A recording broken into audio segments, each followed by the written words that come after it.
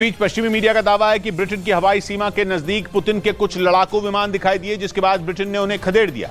Europe के दूसरे देशों की तरह ही ब्रिटेन पर भी रूसी सेना के हमले का खतरा है, क्योंकि रूस कई बार ब्रिटेन पर हमले की धमकी दे चुका है। इसी बीच अपनी हवाई सीमा के नजदीक पुतिन के लड़ाकू विमानों को देखकर ब्रिटेन में खलबली मच गई, क्योंकि पश्चिमी मीडिया का दावा है कि पुतिन के लड़ाकू विमान नॉर्वेजियन सागर की तरफ से आकर ब्रिटेन की हवाई सीमा के नजदीक उड़ान भर रहे थे। पश्चिमी मीडिया के मुताबिक ब्रिटेन के करीब पहुंचने वाले ये विमान रूसी नौसेना के Tu-142 एयरक्राफ्ट थे, जिन्हें देखते ही ब्रिटेन ने अपने टाइफून फाइटर जेट को उन्हें खदेड़ने के लिए उड़ा दिया। दावा है कि ब्रिटेन के लड़ाकू विमानों को देखते ही रूस के फाइटर जेट वहां से भाग खड़े हुए, क्योंकि ब्रिटेन के साथ साथ नॉर्वे ने भी रूसी विमानों को खदेड़ दिया। पश्चिमी मीडिया का दावा है कि नॉर्वे ने भी अपने F-35 लड़ाकू विमानों से रूस के फाइटर जेट का पीछा किया।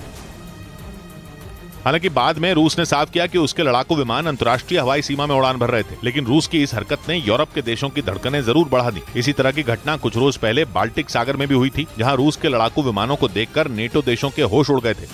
उस वक्त रूस के 2 सुखोई 27 और एक IL-20 जासूसी विमान ने बाल्टिक सागर के ऊपर एस्टोनिया के नजदीक उड़ान भरी थी। उस इलाके में एस्टोनिया के अलावा लातविया और लिथुआनिया भी मौजूद है, जिसके बाद ब्रिटेन और जर्मनी ने मिलकर रूस के लड़ाकू विमानों को वहां से खदेड़ने का दावा किया था।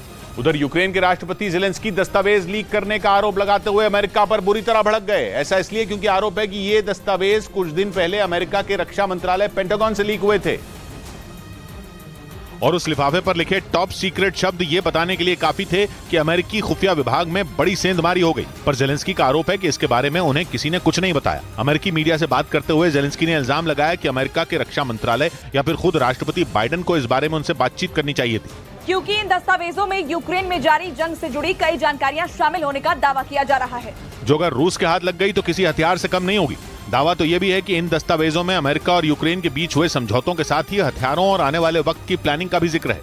और ज़ेलेंस्की का आरोप है कि इन खुफिया जानकारियों के लीक होने के बाद कम से कम उन्हें अमेरिका की तरफ से सूचना तो दी ही जानी चाहिए थी, क्योंकि दस्तावेजों के लीक होने की बात भले ही अमेरिका के लिए सिर्फ सुरक्षा का मसला हो, पर यूक्रेन के लिए तो यह जीने मरने का सवाल है, क्योंकि कीव पर कब्जा जमाने के इरादे से घात लगाए बैठे पुतिन सिर्फ एक मौके की तलाश में है, और अगर अमेरिका और यूक्रेन के बीच की प्लानिंग से पर्दा उठ गया तो ये काम उनके लिए बाएं हाथ का खेल हो जाएगा। मतलब वो जिस दिन चाहेंगे यूक्रेन पर रूस का झंडा फहरा देंगे और ज़ेलेंस्की सिर्फ हाथ मलते रह जाएंगे। यही वजह है कि अमेरिका के इस रवैये से ज़ेलेंस्की बेहद नाराज दिखाई दिए, क्योंकि उनका मानना है कि अमेरिका इतने बड़े कांड के बाद भी ऐसा दिखाने में लगा हुआ है जैसे कुछ हुआ ही ना हो। और माना जा रहा है कि अमेरिकी रक्षा मंत्रालय से लीक हुए दस्तावेज सिर्फ यूक्रेन नहीं बल्कि दक्षिण कोरिया और ताइवान की भी मुश्किल बढ़ा सकते हैं।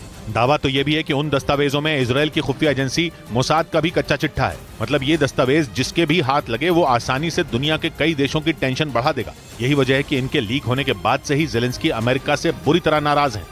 वहीं पश्चिमी मीडिया के मुताबिक यूक्रेन में रूस के कई सैनिक न्यूक्लियर रेडिएशन की चपेट में आकर बीमार पड़ गए। दावा है कि उन्होंने चेर्नोबिल परमाणु प्लांट के करीब बंकर बनाने के लिए गड्ढे खोदे, और इसी दौरान वो रेडिएशन की जकड़ में आ गए। पश्चिमी मीडिया के मुताबिक रेडिएशन की वजह से रूस के उन सैनिकों को उल्टी की शिकायतें हुई, जिसके बाद उन्हें इलाज की जरूरत पड़ी। जानकारी के मुताबिक रूस के सैनिक यूक्रेन की राजधानी कीव से करीब 90 किलोमीटर दूर चेर्नोबिल परमाणु प्लांट के पास रेड फॉरेस्ट इलाके में बंकर बना रहे थे, जबकि इस इलाके को दुनिया की सबसे खतरनाक जगहों में एक माना जाता है, क्योंकि 1986 में सोवियत संघ के शासन के दौरान वहां चेर्नोबिल परमाणु प्लांट में भीषण हादसा हुआ था, और उस हादसे की वजह से वहां जमीन के नीचे भारी मात्रा में परमाणु कचरा दफन हो गया था। दावा है कि रूसी सैनिक गड्ढा खोदते वक्त उसी परमाणु कचरे की चपेट में आ गए।